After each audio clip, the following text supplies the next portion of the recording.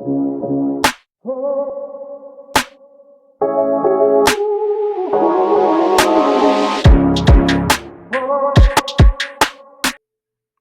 everybody, it's Jax again from the Popcorn Review Podcast. We're at episode 67, AEW Dynamite 12-3 edition, before winter's coming.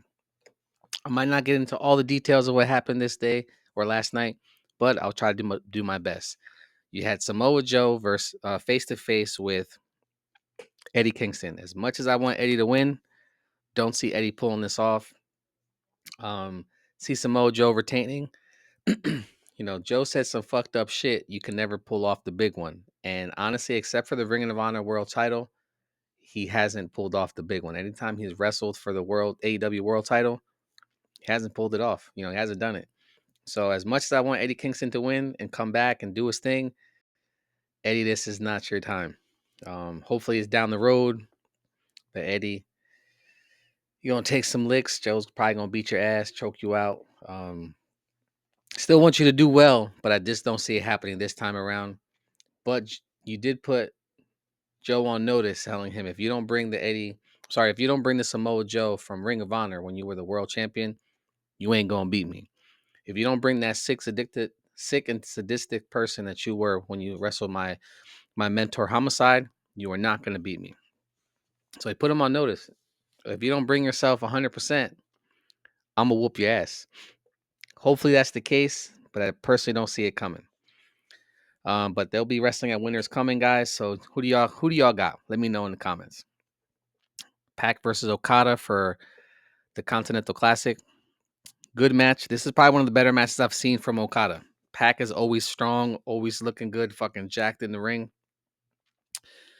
Before his match, you had Daniel Garcia and Yuta dap him up. He goes into the ring, and we'll talk about that later too. So he goes into the ring, does his thing. He actually ends up losing the match, Pac.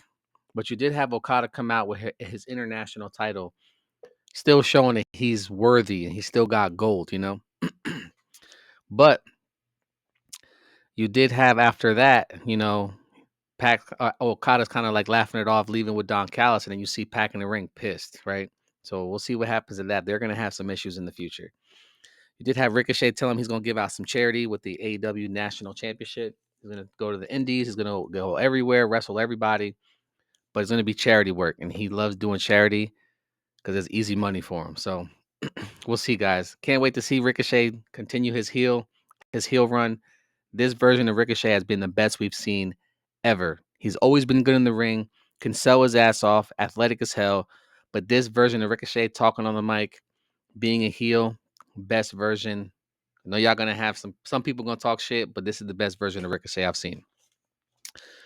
Kyle Fletcher and Kevin Knight. Kind of sucks these two guys had to go against each other, but personally, I knew Kevin Knight was gonna lose this one.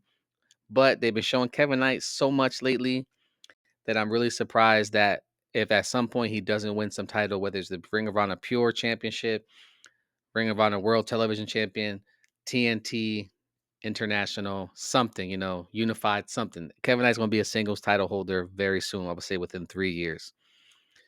Kyle Fletcher sold his ass off for Kevin Knight. Kevin Knight sold his ass off for Kyle Fletcher. They were fucking working perfectly together. Great chemistry. Both really fast, both hard hitting. Amazing match. Sucks that Kevin Knight had to lose, but again, Kevin Knight will be there in the future. Kyle Fletcher pulls this one off. He is now sitting at top of the Continental Classic Gold League, 6. The closest person to him has 3. And I think that's Okada and Takeshita, if I'm not mistaken.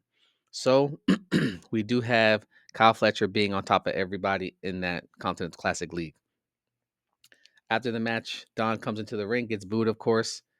And he goes to Kyle, how you feeling? He goes like, not pretty good, Don. I'm really pretty tired. You could tell that match took a lot out of him. And he finally calls out the Young Bucks saying, Bucks, I got your money.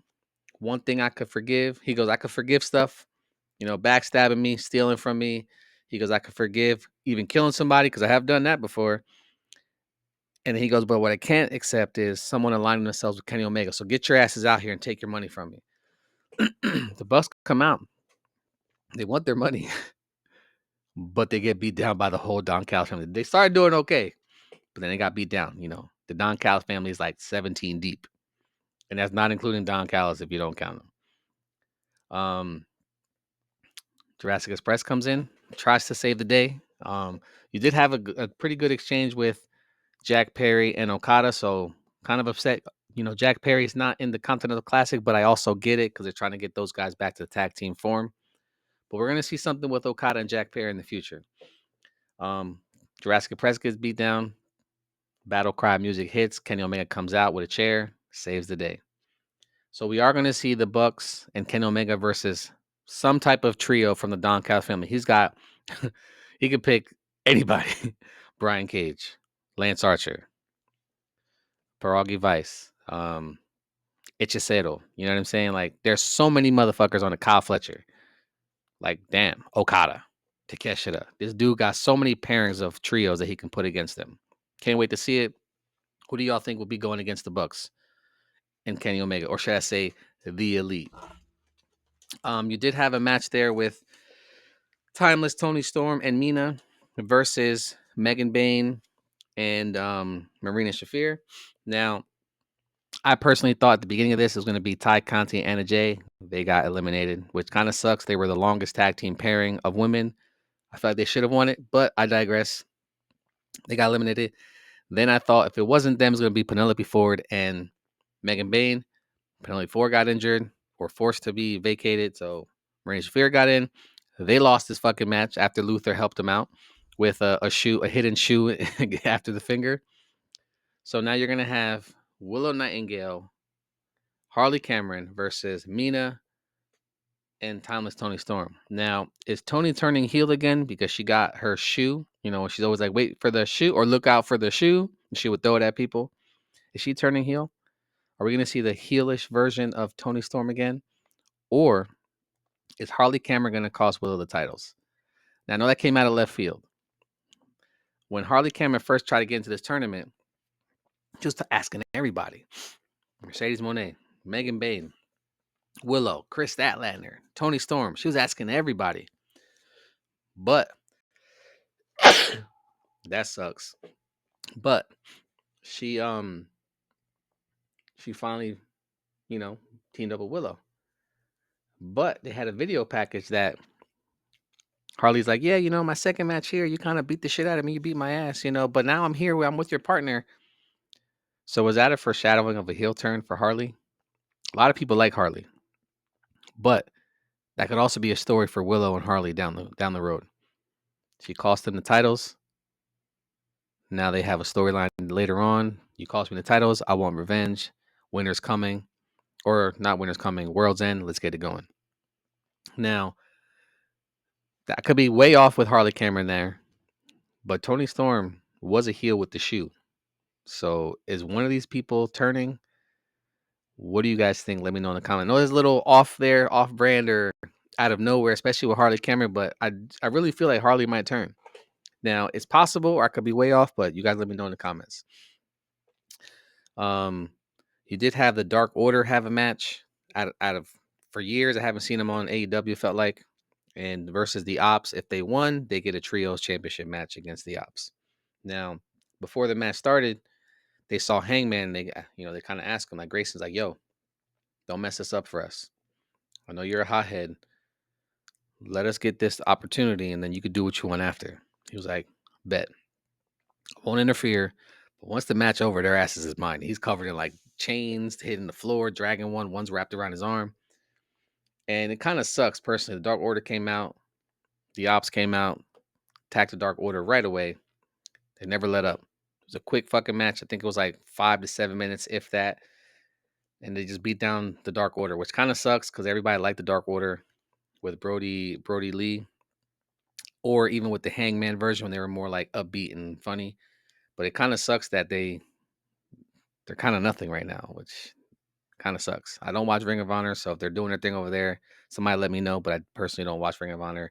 From that team being on AEW Dynamite every day, especially during the COVID era, they were on TV every day. So it kind of sucks that now you don't see them. They could be a trios champion right there, them three of them. But, Hangman chases out the Ops.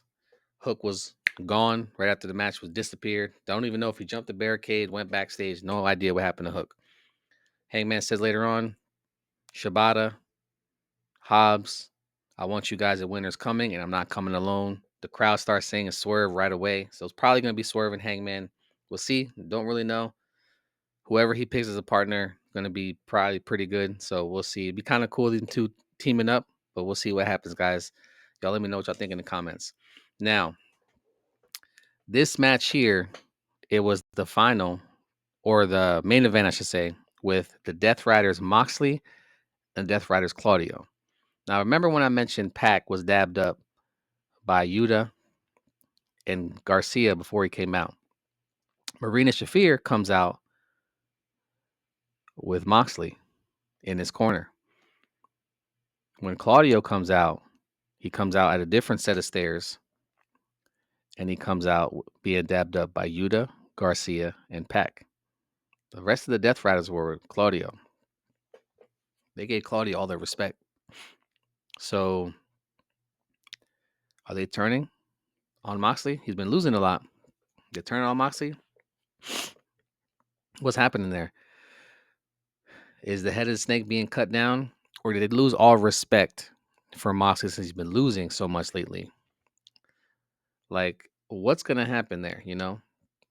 The crowd was actually behind Moxley. You saw him kind of getting amped up, the crowd. So it's possibly Moxley could be doing a face turn, whatever you want to call it, turning face. But is Claudio the new head of the snake for the Death Riders? Claudio also just won the CMLL World Championship this past weekend. So are they looking at Claudio as a new savior for the Death Riders because he actually won his last couple matches? He actually showing himself as a dominant force for the Death Riders. He was always the hammer or the muscle. But is Claudio the new head of the snake for the Death Riders? Again, Claudio actually wins this match. Hard-hitting match. He busted open Mox, clotheslining Mox. Mox was doing his thing too, don't get me wrong. At one point, they were face-to-face. Moxley's bleeding, and Claudio's just like digging his forehead into him.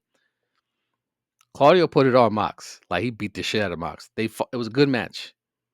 But Claudio beat the brakes off of Moxley. Claudio wins. Death Riders come out. Marina Shafir goes straight to Moxley, kind of looking upset.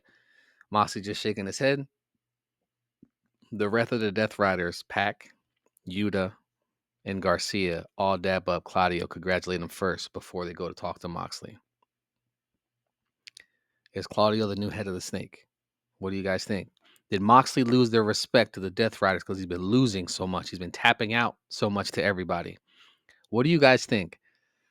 Definitely see Moxley being out of there, whether he turns face or the whole group turns on him, don't know.